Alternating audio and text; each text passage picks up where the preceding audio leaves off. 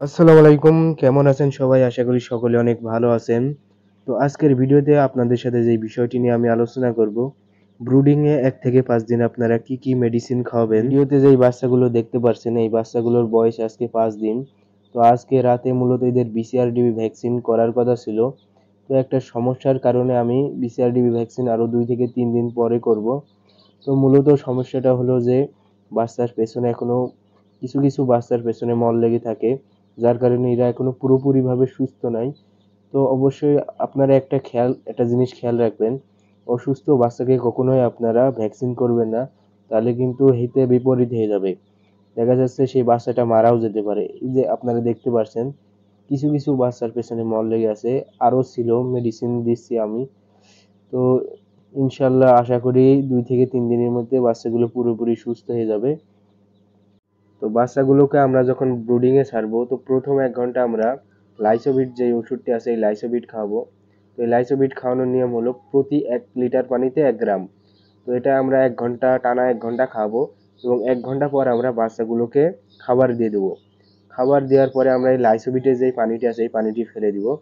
তারপরে আপনারা সকালে কি কি মেডিসিন দিবেন, তো প্রথমে আপনারা দিবেন রেনা পিএইচ। তো এই রেনা পিএইচ এর কাজ মূলত পানিতে যে সকল গ্রাম নেগেটিভ ভাইরাস বা ব্যাকটেরিয়া থাকে সেই ব্যাকটেরিয়াগুলোকে ধ্বংস করে এবং পানিটাকে ফিল্টার করে। তো এটা খাওয়ানোর নিয়ম হলো প্রতি 1 লিটার পানিতে 1 মিলি। তো রেনা পিএইচ এর সাথে আপনারা দিবেন অ্যান্ড্রোসিন বলে যেই অ্যান্টিবায়োটিকটি আছে এই অ্যান্ড্রোসিনটি দিবেন। অ্যান্ড্রোসিন খাওয়ানোর নিয়ম মূলত 1 লিটার পানিতে 1 গ্রাম। তো এর সাথে এখন মূলত আমার কাছে নেই।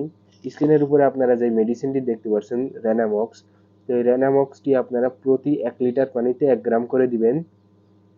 তো এই গেল মূলত এই তিনটা মূলত আপনারা সকালবেলা দিবেন।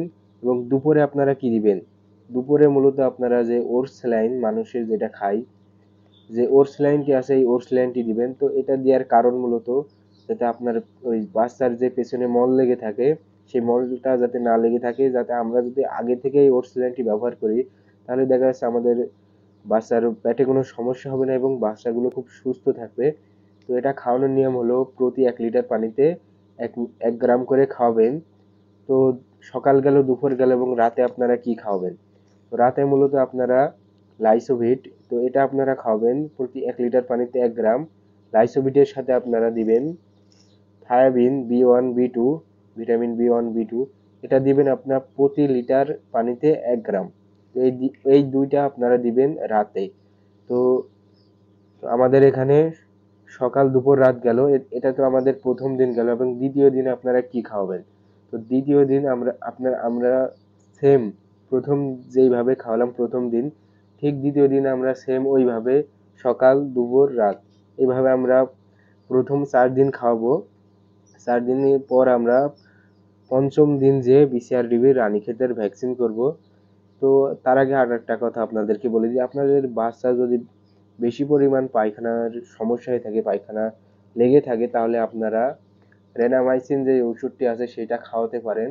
আমি মূলত 2 দিন স্টাসিন এই ওষুধটি খাওয়িয়েছিলাম, তো আলহামদুলিল্লাহ আমার বাচ্চাগুলো এখন মোটামুটি সুস্থ হয়েছে। আর 2 দিন গেলে মূলত বাচ্চাগুলো ইনশাল্লাহ সুস্থ হয়ে যাবে।